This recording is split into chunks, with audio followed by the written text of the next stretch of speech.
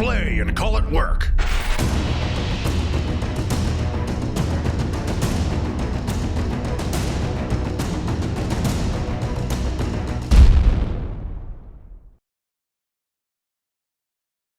Hey everybody, Matthew here from MiniWarGaming.com, and welcome to this new series of videos on how to play Warhammer 40k 8th edition. I'm super excited to be your tutor throughout these next few videos to show you the basics of how to play 8th edition 40k. So this series is not intended to be a tactics series. If you already have a pretty good understanding of the 8th edition rules, then this is going to kind of be boring to you because we're just going to go over all the basics. And we're not also going to go through all the things that break the rules, like all the special factions. That might come later. We might cover advanced rules later on, but I just want to focus on getting you through how to play the game so that you can more quickly get to the table and start playing with your friends. So here in this first video, we're going to start talking about the basics. We'll talk about the core mechanics as well as what you're going to need to play. So this will assume that you know nothing about how to play Warhammer 40k. That I'm going to assume you've never played a previous edition. I'm going to assume you haven't had a demo game yet. I'm just going to talk to you as if this is brand new to you. I will, however, assume you know what Warhammer 40k is. I'm not going to go into all of that, but I do want to cover everything you need in order to play. And on top of that, after every one of these videos, which will all be free by the way, all the how to plays will be free, will be a battle report, which will be in the MiniWarGaming vault. So the series of how to play, covering the movement phase, psychic phase, shooting phase, charge phase, fight phase, all the advanced rules, transports, and everything else, those will be free. So you can recommend this to your friends without worrying about them not being able to watch it because they're not a vault member. Of course, we hope that you do become a MiniWarGaming vault member. If you are new to MiniWarGaming, the MiniWarGaming vault is a paid subscription site where we post even more battle reports, reviews, behind the scenes, and all sorts of other stuff. So we hope that you will join us in the MiniWarGaming vault as you come through this series. After every video, for the how to play, there will be an attached battle report, full-size games, 1,500 points, 2,000 points, to show you how the rules work. These battle reports will focus more on the stuff that I've talked about in the video, but they'll still show you other things as well. So they might introduce rules that we haven't talked about yet, and that's okay. And the producers who create the videos are going to spend a bit more time talking about the basic rules as they do them. And so it'll still be fun to watch if you are a veteran of 40k as well, but they're really going to be geared towards beginners. But those are for MiniWarGaming Vault members only. Now the good news is if you're not a Vault member, you can try it out for free for 7 days, so you can kind of watch the ones that are going to be coming out over the next few days, the ones that are already out, and access all those battle reports to see if you actually want to become a Vault member for free. And after the 7 days, then you automatically get billed. We do have a 30-day full money back guarantee, which you can always use just in case it renews and you did not want it to. Either way, details will be at the link below. I don't want to spend too much time on that. I want to get into the actual tutorial. But after you're finished watching this first tutorial, link below to the actual battle report for this. Also, if you want a simple link to share with your friends, it'll be miniwargaming.com/howtoplay40k. That'll have the list of all the how to plays with their accompanying battle reports as well. So let's jump into it and start by talking about what you need in order to play Warhammer 40k 8th edition. The first and most important thing, of course, is having the actual rulebook. These videos will not replace the rulebook. There's going to be a lot of extra little tidbits that I'm not going to cover that the rulebook does. There'll be things in the sidebars just to help you cover some weird situations, and just extra advanced rules. All the missions, all of the narrative and lore as well are in the rulebooks. Now this one you can buy from Games Workshop, obviously. There's also a starter set, the Dark Imperium for 8th edition, that is currently out, that gives you the book, as well as a starting group of Space Marines and Chaos Space Marines, the Death Guard, as well as some dice, measuring equipment, and pretty much everything you need in order to play a small game of 8th edition. But I can't emphasize enough, you need to get this rule book. Now thankfully they also exist in digital form. You can purchase them from iTunes or for Android as ebooks or interactive books. I prefer to have both. I like using the digital as well as the physical copy. While the main rules are in the rule book, none of the rules for your actual models are there. They are in the indexes. Now, this is one thing that's going to change depending on how long this video has been out for. These 5 books that you see before you are the books that they came out with as soon as 8th edition Warhammer 40k was released. Because they had to update all existing armies, they did it in 5 compendium books, 5 indices. So Imperium 1, for example, has all of your different Space Marines, Blood Angels, Dark Angels, Space Wolves, Grey Knights. Imperium 2 covers your Astra Militarum, your Adeptus Mechanicus, Imperial Knights. Then you have Chaos, and you have your 2 books of Xenos. These books aren't designed that everybody inside that book must work together. It's more just a compendium to tide us over until they actually come out with books. So these books, depending on how old this video is, might not actually be valid. So the best way to know which one are valid is to go onto the Games Workshop's website, games-workshop.com, navigate to the army that you're interested in, and see what they say for rules. And that'll show you if it's still one of these indexes or if it's their own rule book that has been updated by that point. Whatever it is, you must use the most current rules for any of your armies in order to be playing them correctly. There's also some important tools, one of them being a measuring tape that measures in inches. Everything in these books talks in inches, it doesn't use centimeters. And so make sure your measuring tape does inches, not centimeters, or it could do both if you really want to. You're gonna need various dice as well. D6s are the backbone of Warhammer 40k. Everything you roll is a D6. They might sometimes ask you to roll a D3. All that is a D6 divided by 2, rounding up. I also suggest, and this is totally optional, that you bring some smaller dice as well as some D10s, D12, and D20s. That's 20-sided dice, 12-sided dice, and 10-sided dice. I like to use those as wound trackers. Some of the models have multiple wounds, and you need to remember how many they have left. And there are ones that have upwards of 14 wounds, and so that's why I have the D20s, so they can keep track of how many wounds they have, 13, 12, 11, 10, all that. I like to have small dice to keep track of wounds so I don't accidentally pick them up and roll them. There's also plenty of manufacturers out there who will create wound tokens and wound markers, but I find that just having these different kinds of dice are plenty.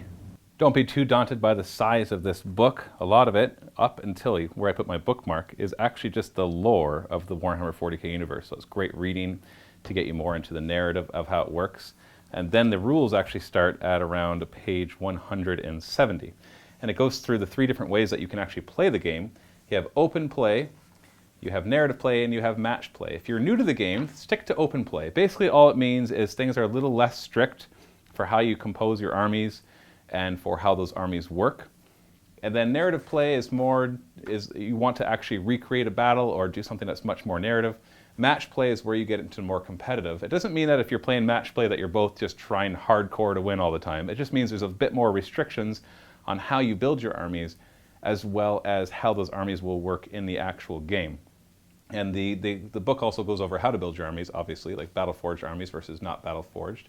It has core rules and then advanced rules that start at 238, and it has all the missions. What we're going to be covering in this video is starting to talk about these core rules and things like unit coherency and the data sheets. In our next video, we will actually start to tackle the movement phase. Let's start by looking at a data sheet. A data sheet is all of the rules that you need to know for a specific group of models.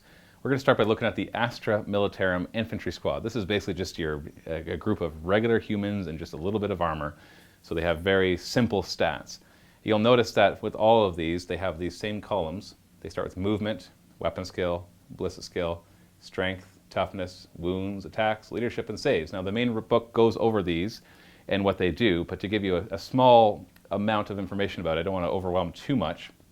Movement is basically how far you can move when you move your guys. Weapon skill is what you need to roll in order to hit an enemy in close combat.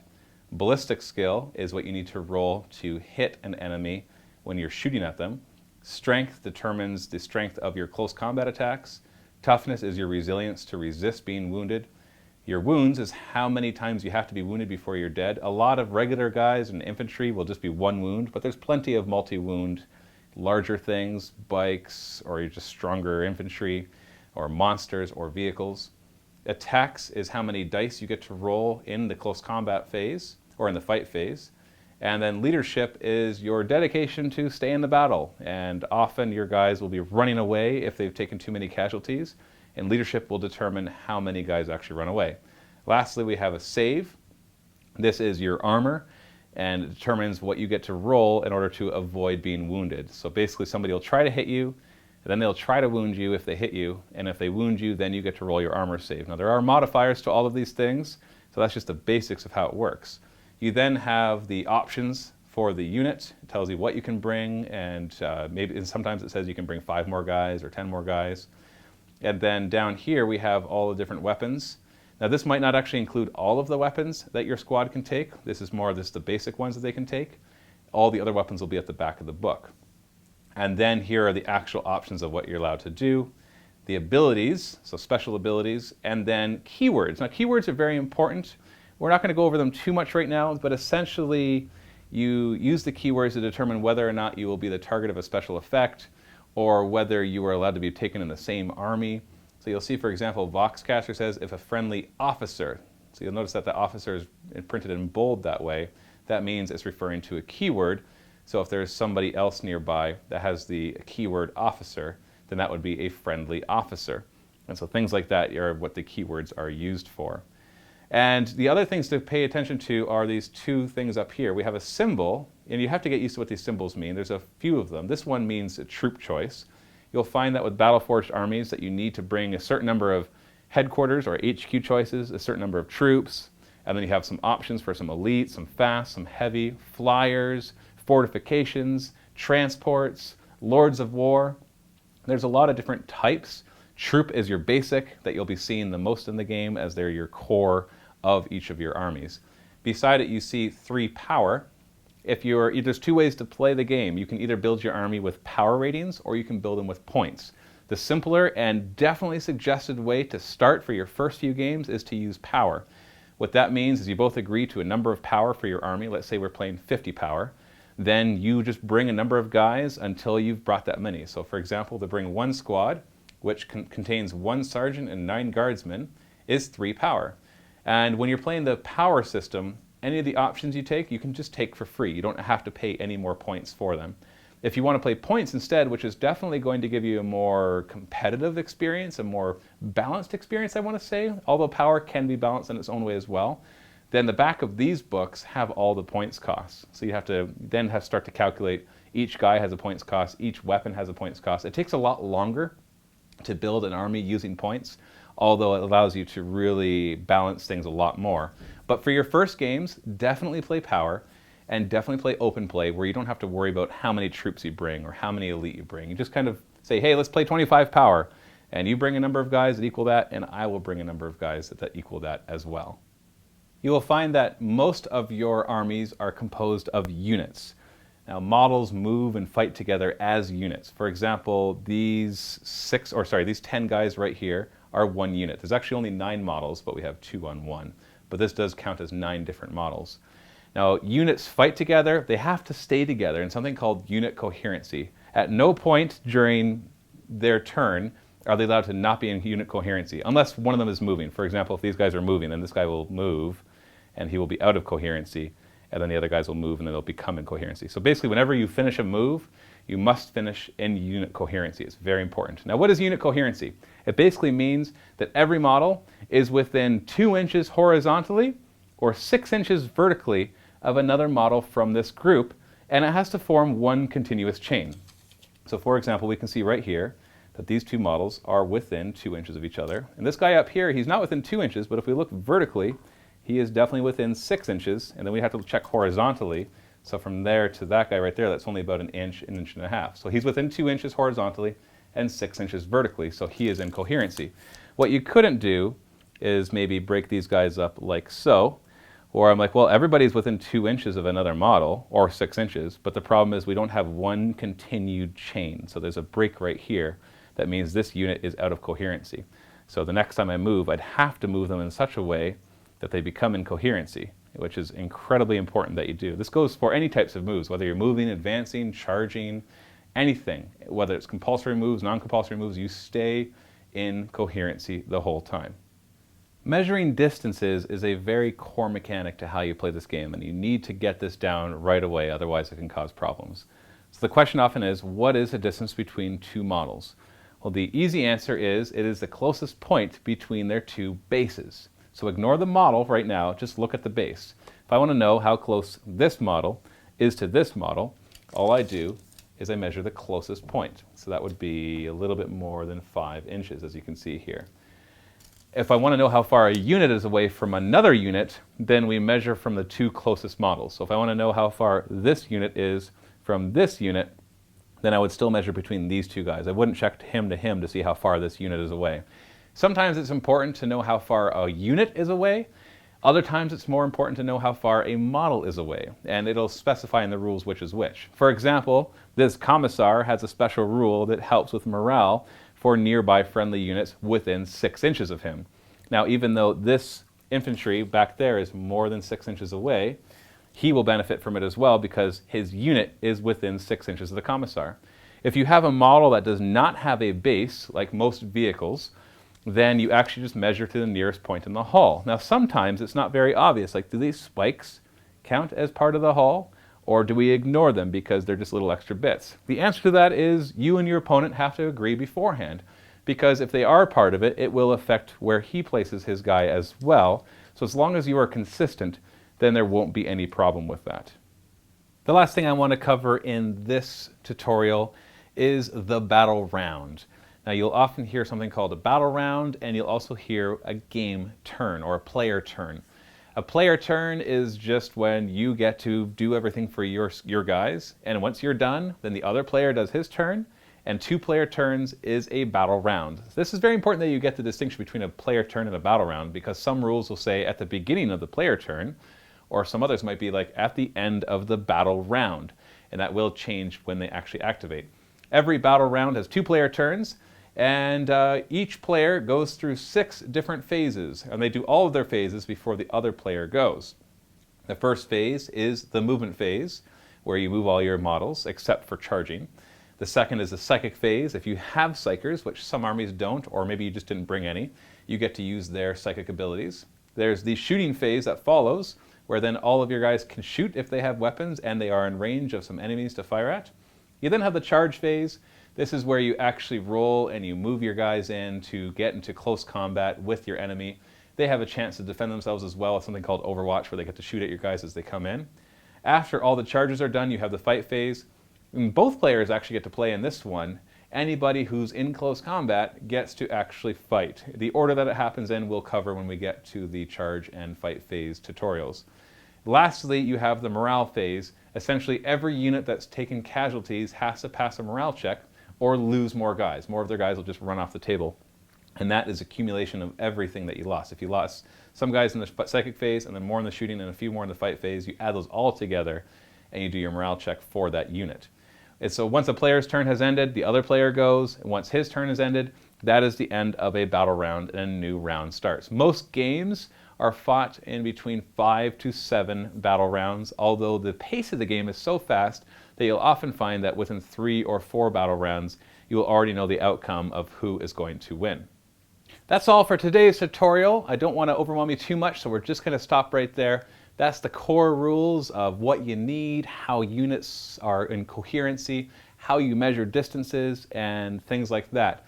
Our next video is going to be on the movement phase, where we'll talk about how your units move and do things called advancing or falling back, and some restrictions that they have in all of that. But right now, you can go and watch a battle report, a full battle report, that will show you how the game is played and give you an idea of how things move around. That's the best way to learn, really, is you read the rule book and then you play and then you go back and read the rule book again, and then all of a sudden things kind of open up in your mind. You're like, oh yeah, that's what they meant by all of that. I didn't quite understand it until I saw it happen on the table. Well, if you can't find a friend to play against right now, then this battle report will be the second best thing. The link in the video description below. Don't forget, if you're not a Vault member, you can still click the link and get a free 7-day trial, get instant access to that battle report, plus all the thousands of other videos that are in the MiniWarGaming Vault. Hopefully you'll stick around as a Vault member because it helps support us, allows us to make videos such as this one. If you have a friend who wants to learn how to play Warhammer 40k 8th edition, you can refer them to this video or tell them to go to miniwargaming.com/howtoplay40k. Thanks so much for watching. Happy wargaming.